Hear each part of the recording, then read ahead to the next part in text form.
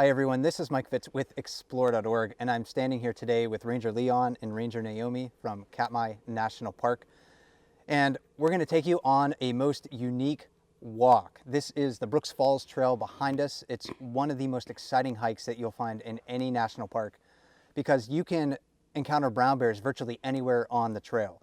So we're going to talk about ways to stay safe on the trail, as well as look for signs of bears in the forest so you can understand how brown bears are using this habitat.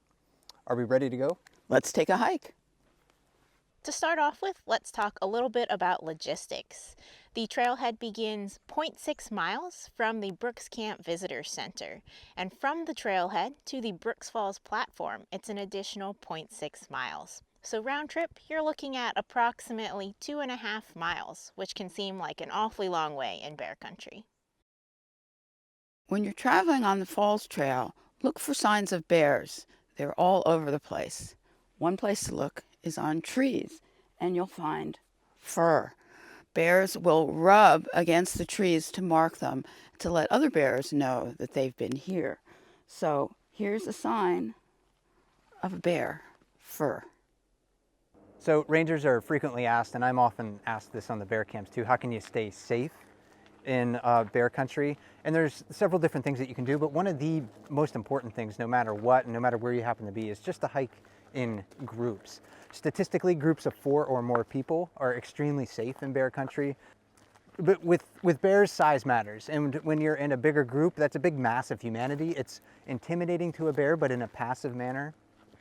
So you're not being overtly aggressive, but it's just a lot easier for bears to see you. It's a lot easier for bears to hear you. It's a lot easier for bears to smell you when you're in a group. So when you're walking along the Brooks Falls Trail, it's really important to consider trying to find a partner at least.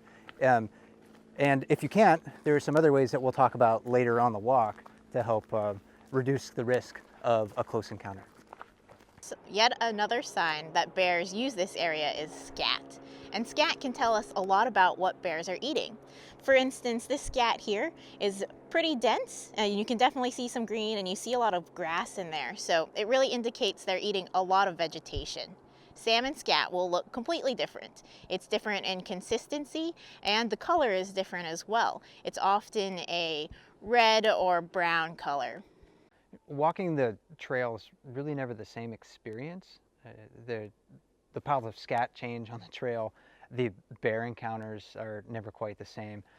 But within my experience, also the forest has changed dramatically since I came here in 2007. When I came here in 2007, most of these spruce trees were alive, but they were under attack at that time by an outbreak of spruce bark beetle. And spruce bark beetles are a native species, but they erupt periodically depending on weather and climate conditions and the age of the trees, and they overwhelmed that outbreak overwhelmed the tree's defenses. So most of the spruce trees in this forest were killed, and that's allowed the understory to change dramatically. With the canopy opening, more light reached the forest floor, so now the understory is much thicker. It actually makes it a lot harder to find bears when you're walking along this trail. You used to be able to see much farther into the forest surrounding the trail, and that's no longer the case anymore.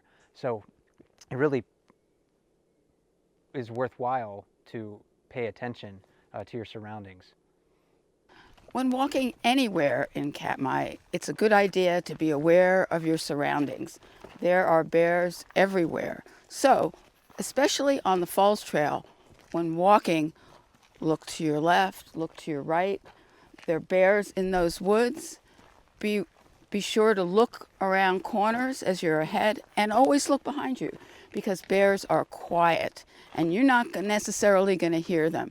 But if you're aware of your surroundings, you'll be a lot safer on this trail. When in bear country, it's important to make noise appropriately. And we don't want to displace bears from the habitat more so than just alert them that we're coming to avoid surprise encounters. And so making noise appropriately looks like singing to yourself, having a normal conversation with your walking buddies beside you. And we always recommend using the human voice. It is the best tool that you have, and it's something that you'll never forget. It's much better than clapping or using bear bells or whistling because it identifies us as humans, and we can also vary the tone and pitch as well. So when you're walking the Falls Trail, there are many signs of bears. So look around you. And we have a great sign here. This is a marking tree for bears. You can see fur, you can see broken branches, and you can see how tall the bears are who are marking this. They're taller than I am and taller than I can reach. So bears mark this to mark their territory, to let other bears know that they've been here. So you now know as well. We've seen plenty of signs of bears, and bears frequent this area all the time. And so occasionally close encounters do happen. Can you tell us a little bit about your experience with that? It's something that you can expect to happen, I think, frequently on this trail is a close encounter, no matter if you're walking in groups, no matter if you're making noise appropriately. And that's something that I learned, especially my first summer here. I was actually charged on the bear somewhere, or by a bear somewhere on this trail in this vicinity. I can't remember exactly where, but I wasn't walking alone and I wasn't being quiet, but I got a little too close to a bear. I ended up surprising it. I made too much noise too close to it, and it ended up running a few steps towards me. And that really taught me a lot of things about how to assess, the situation. So when I see a bear now on this trail, I really like to stop, take a few moments or take a few seconds to assess the situation. What is that bear doing, for instance? Is it grazing? Is it resting? Is it interacting with another bear? Are there people behind it? Does it even know I'm there, for instance? So sometimes the bears are unaware of you, so you can maybe back up in the same direction you came and give the bear space. But it's really important to try to read the bear's behavior, read the bear's behavioral signs, to ensure that you're not provoking any sort of defensiveness out of it. Sometimes, however, you can't really avoid close encounters on the trail, Lian. You can be walking down the trail doing everything right and a bear's coming towards you. So what are rangers recommending about those situations and how to handle those? Sure. Bears use this trail just like people do. It's often a way to get from place to place. And so, first of all, remain calm. Don't run, don't shout. You don't need to, it's all going back to making noise appropriately. But we always recommend that bears have the right of way. We are just visitors in their home. So you want to move off the trail as far as possible, where you can still see the bear though, so you have an idea of where it's going if it passes you and when you are able to make your way back to the trail. So move off as a group.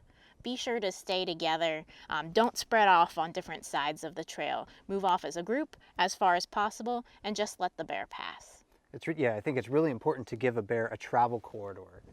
When there's a wall of people standing on the trail, the bears may be very hesitant.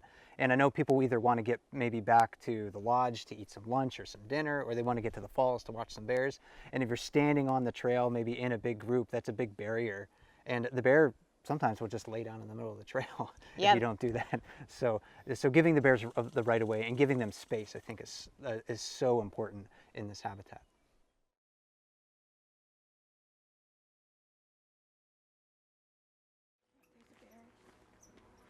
I'm standing here, with Ranger Lian and Ranger Naomi. We're trying to film about, bear safety on the Brooks Falls Trail, and we were about to shoot a clip about a bear trail, and I'm standing on this bear trail right next to me, and then Lian points, "Whoa, hey Mike, there's a bear behind you."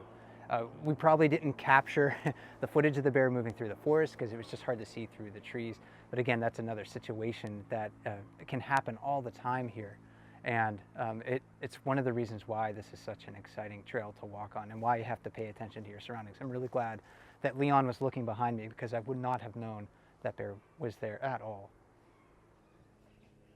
So before we were interrupted by the bear, this is the bear trail that I wanted to show everybody. This is very close to the gate for the Brooks Falls platform complex. And this is a spot where I love to look left and right to make sure that there aren't bears coming down off of the hill onto the trail where you're walking. So again, paying attention to your surroundings, making noise appropriately, hiking in groups, those are all extremely important things to do because the signs of bears are obvious. Even if you don't see bears on the trail, you know that they're around because the signs of them are everywhere, just like this well-trodden bear trail here.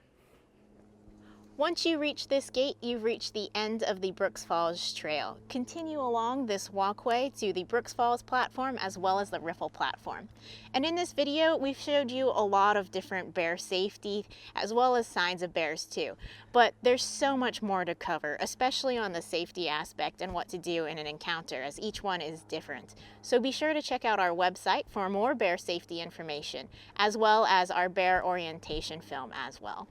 And you can check out that information at nps.gov/KATM. I'd like to thank Ranger Lian and Ranger Naomi for sharing their expertise today. The Brooks Falls Trail is sometimes a stressful walk, but it's exciting as well. It can be very fun. You're sharing this habitat with brown bears, and it's really a unique experience. And my name is Mike Fitz with Explore.org. Thanks for walking the trail with us today, and we'll talk to you later.